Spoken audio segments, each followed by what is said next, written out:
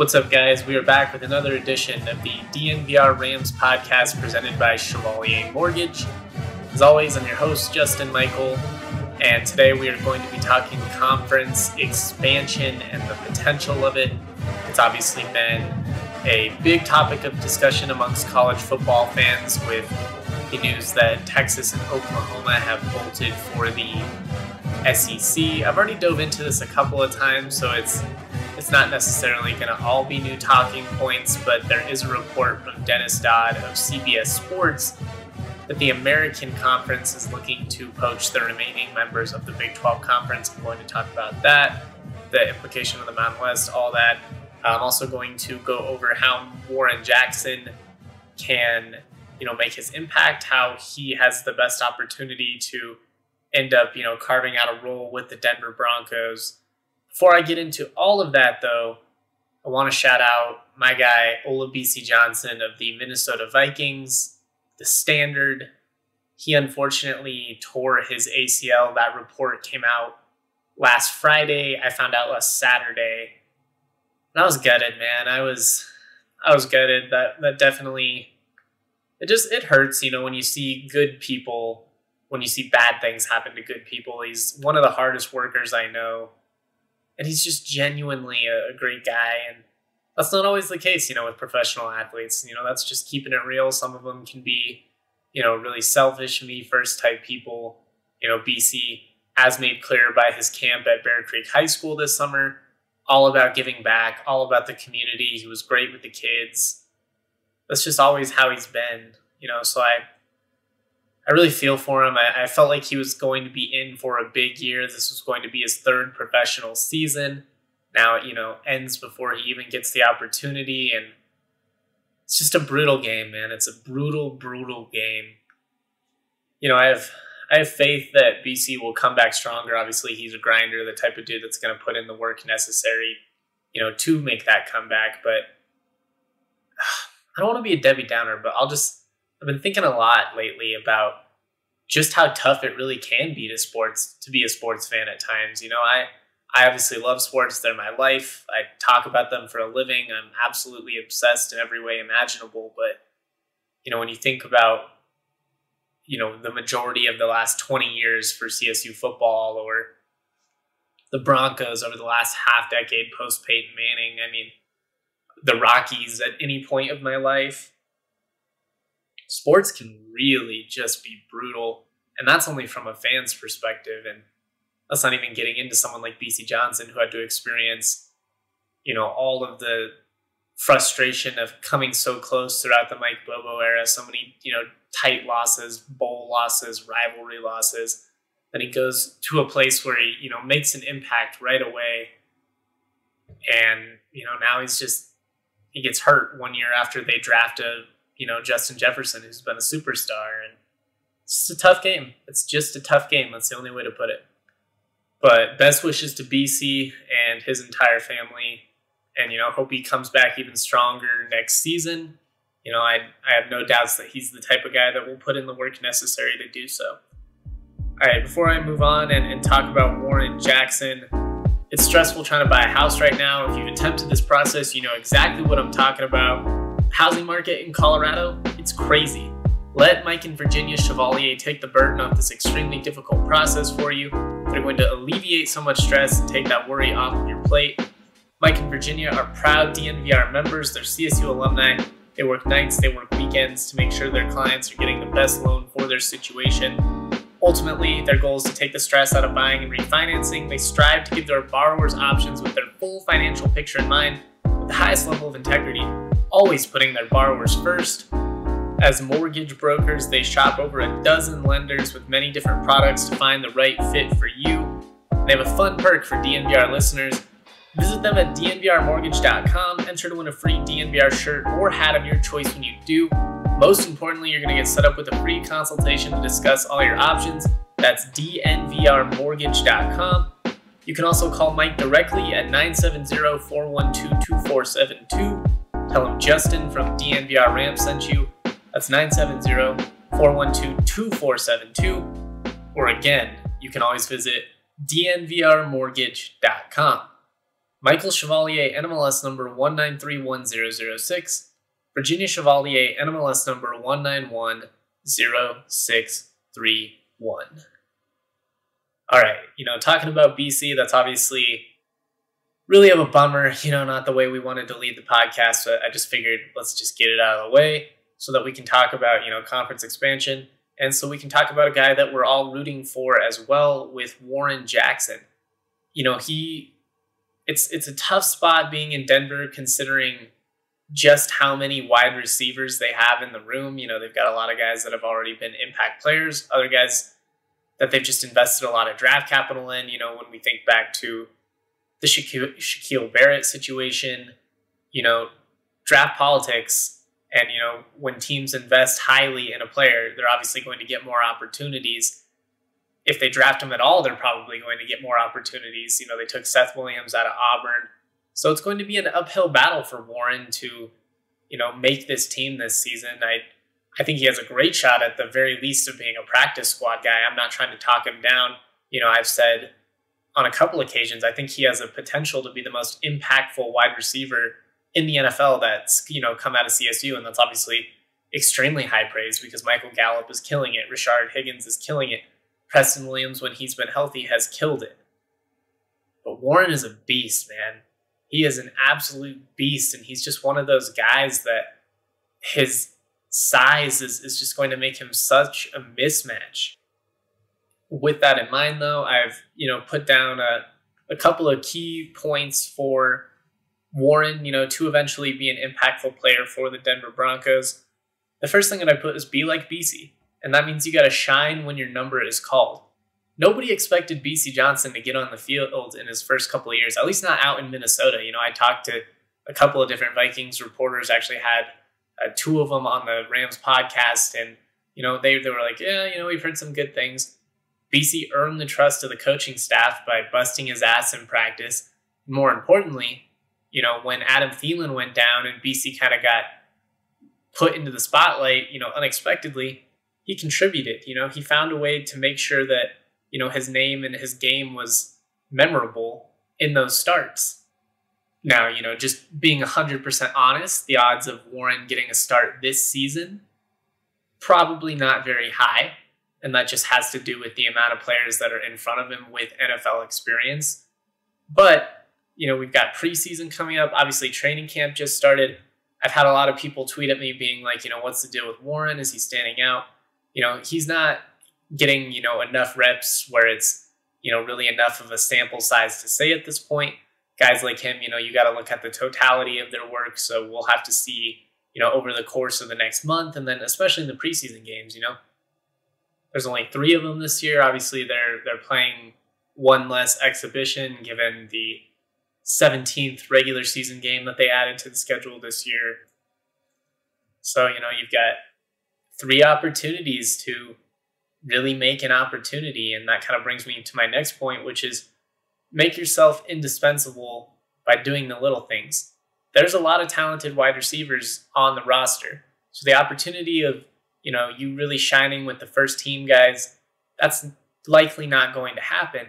But you can make a name for yourself doing the, dirty work on special teams by, proving that you're going to be a dedicated run blocker, by picking up the pads if you have to. I mean, that's obviously a little bit of a joke, but you just got to be willing. You got to prove that you're willing to do whatever it takes to make this team. I mean, think back to Terrell Davis. Terrell Davis, his first impact play with the Denver Broncos was laying the wood in special teams in a game in Japan. I mean, that's just how it works in this league. You got to stand out by doing whatever it takes. I think Warren has the right attitude, to do that. And so I'm not really that worried about him.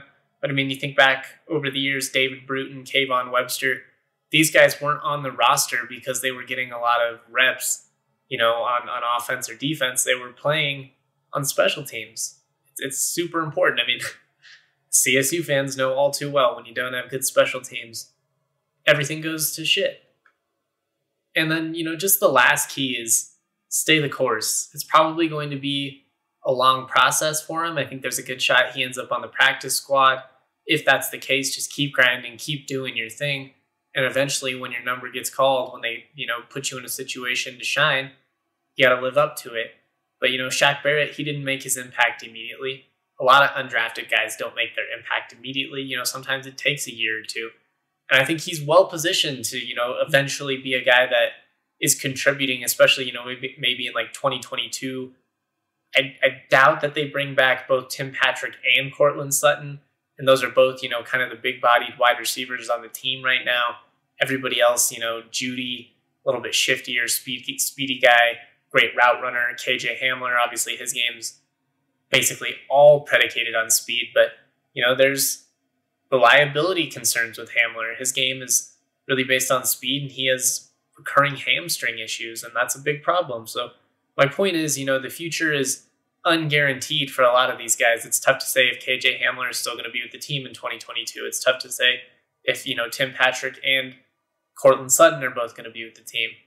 As long as, Warren Jackson keeps working, keeps making a solid impression with the coaches, eventually he's going to get that opportunity, and then you just got to make the most of it.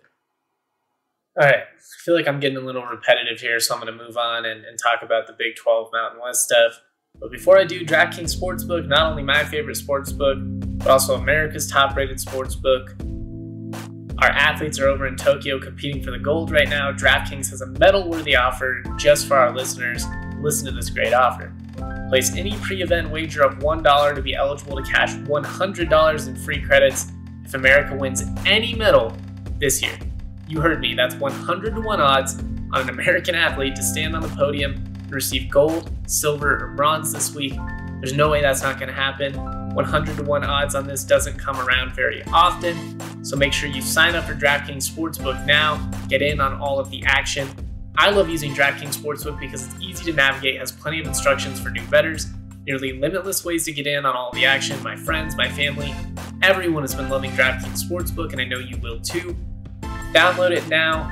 Use the promo code DNVR when you sign up to turn $1 into $100 in free credits if America wins any medal. Again, that code DNVR when you sign up to turn $1 into $100 in free credits. For a limited time, only at DraftKings Sportsbook. Must be 21 or older, Colorado only. New customers only. Restrictions to apply. See DraftKings.com/sportsbook for details. Have a gambling problem? Call 1-800-522-4700. Also got to shout out the homies at Manscaped. The Olympics, Euros, baseball, major championship, and concerts are all in this summer. You know what isn't? A wild and hairy bush. Tame your pubes with help from our friends at Manscaped, the leader in below-the-waist grooming. Their 4th generation performance package includes the brand new Lawnmower 4.0.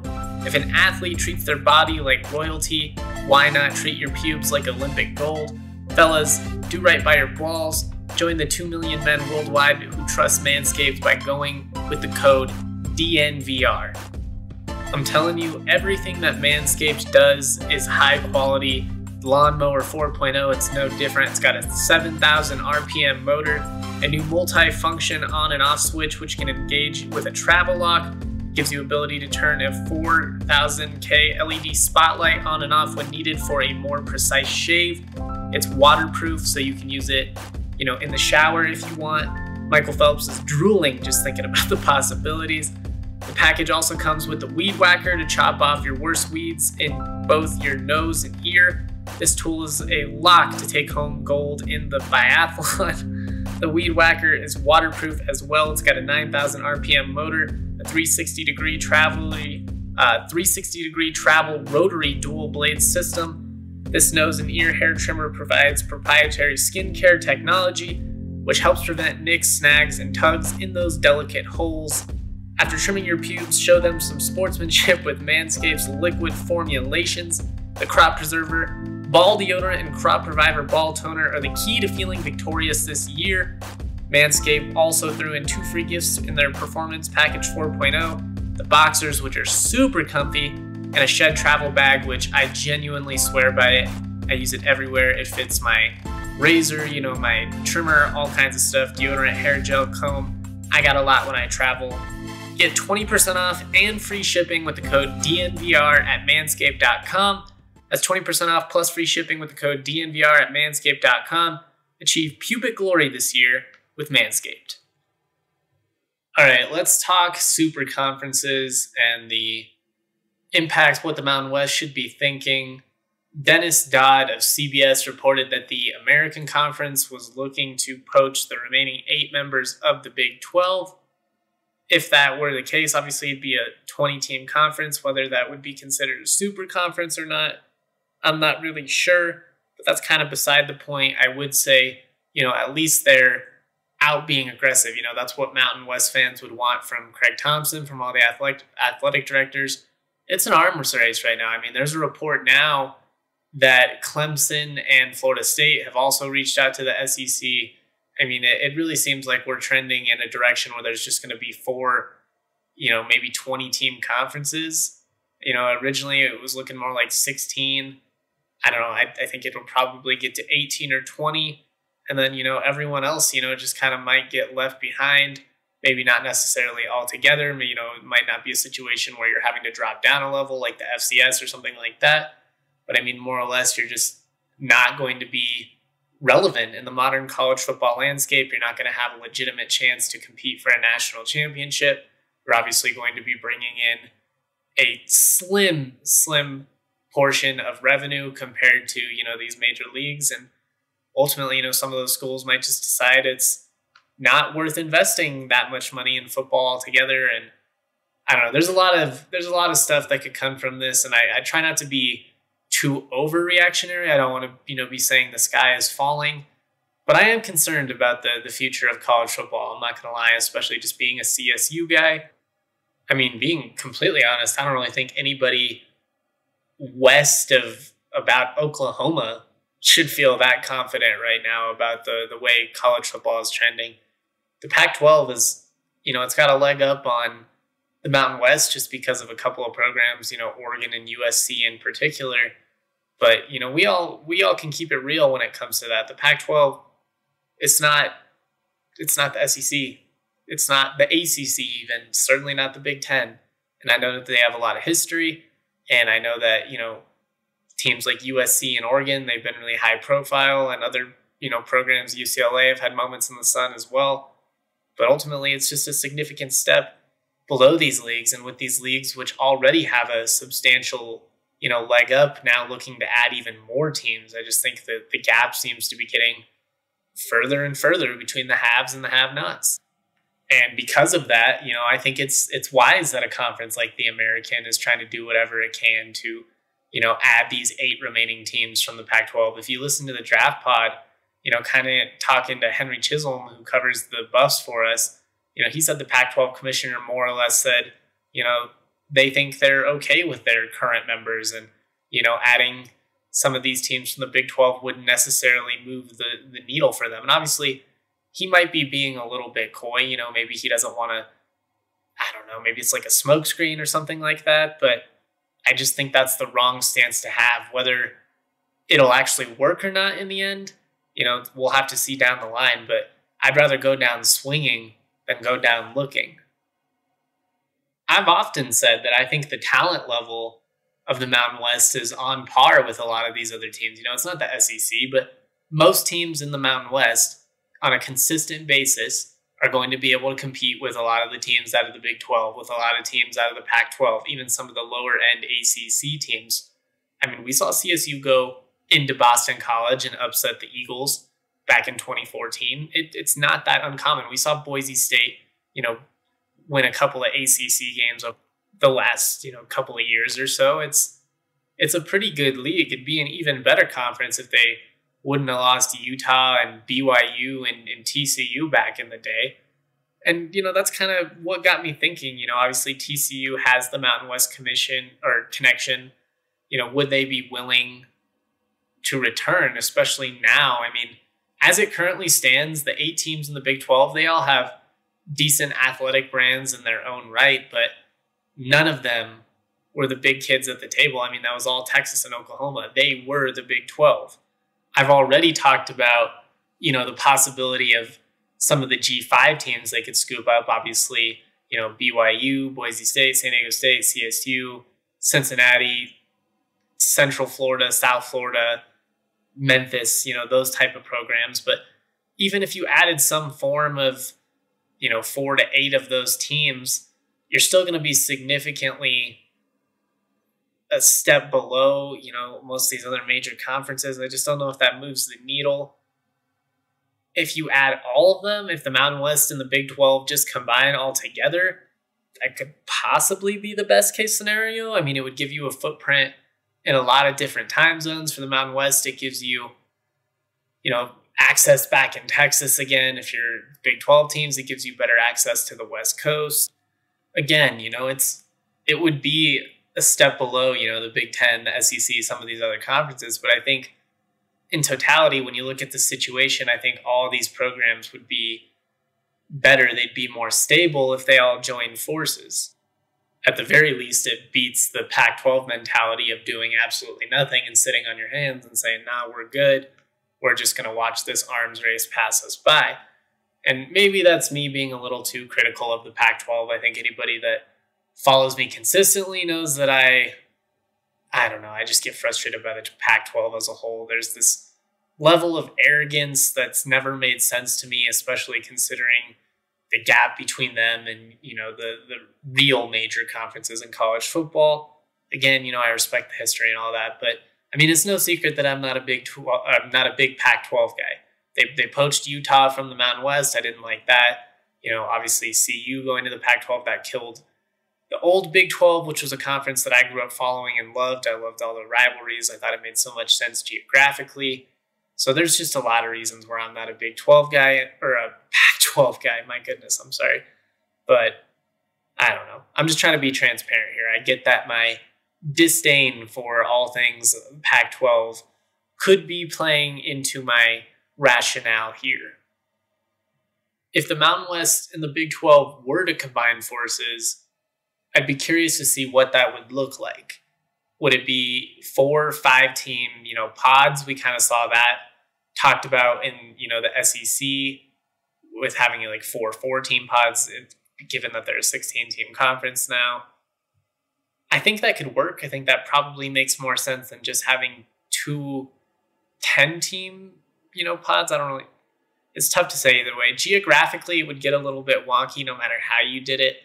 I kind of sketched through it and tried to come up with the best way. And it's tough because you end up either with a ton of Big 12. If you focus purely on geography, then you basically just end up with Mountain West teams together and Big 12 teams together.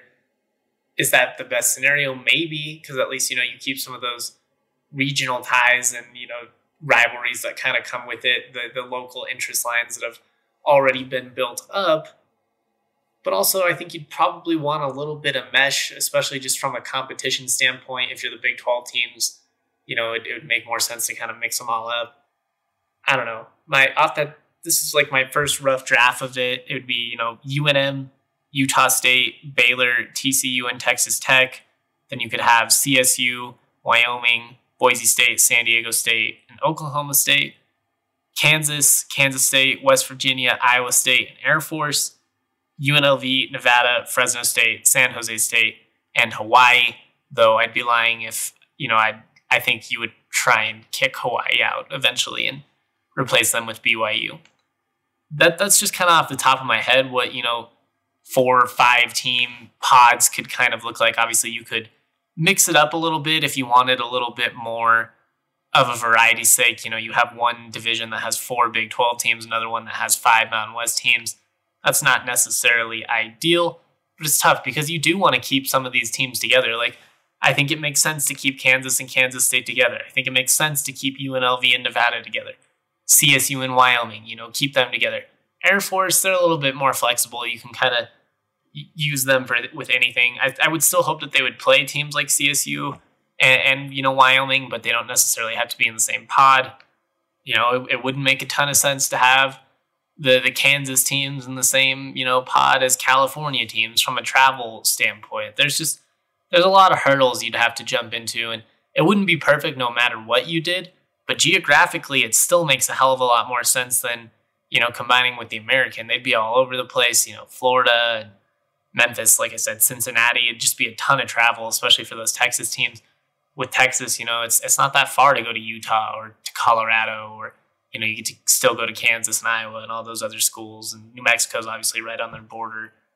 I don't know, maybe I'm biased here, but it just feels like a Mountain West Big 12 merger makes more sense than an American merger, other than the fact that, the American has a little bit more shine than the Mountain West does right now. And whether that's, accurate or not, whether they should, I just think that's the case. They have a little bit more clout, given the success that UCF and Cincinnati especially have had in recent years, but even other programs like Memphis and Houston have kind of been in the national spotlight. You could work through the logistical stuff no matter what the case ends up being.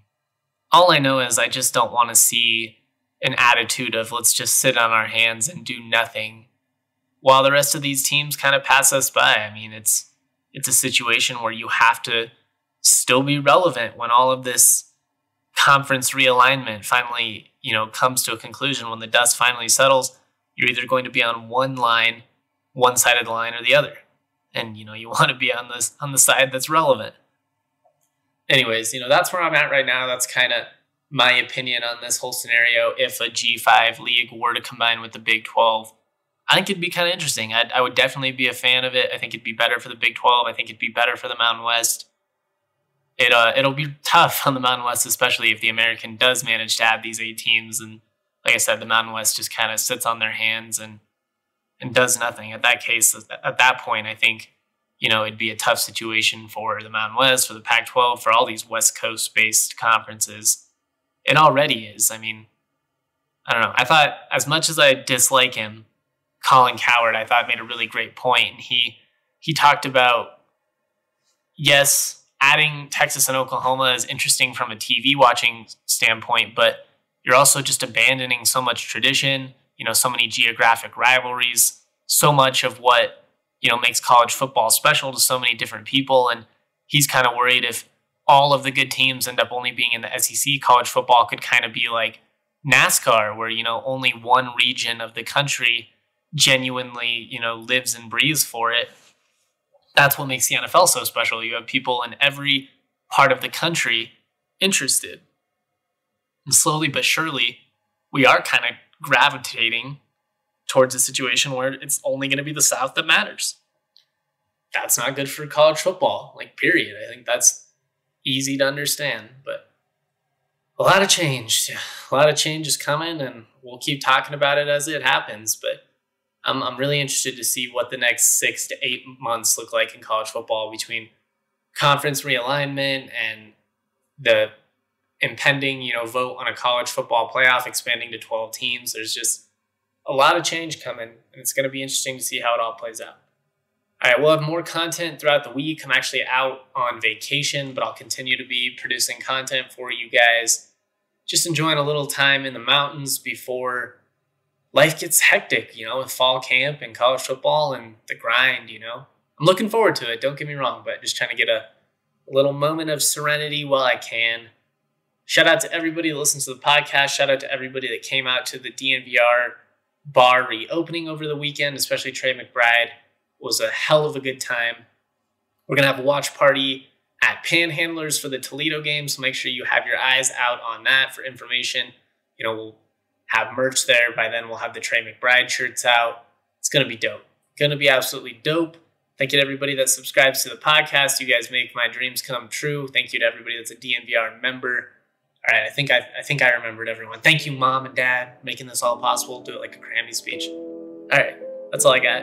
Have a good one. Peaches out of Palisades, sweet as mama's marmalade. This shit sound like summer days, the windows down on Harmony. The family band sing harmonies, my daddy played the drums. My mama slapped that bass, my sister sang these songs. Dancing under canopies, we thank the trees for all their leaves. We are just some drops of water, together make up 7 seas. And one day I'll be like my father, one day I will learn to breathe. I'm choking on the thought that I am not the man I wanna be.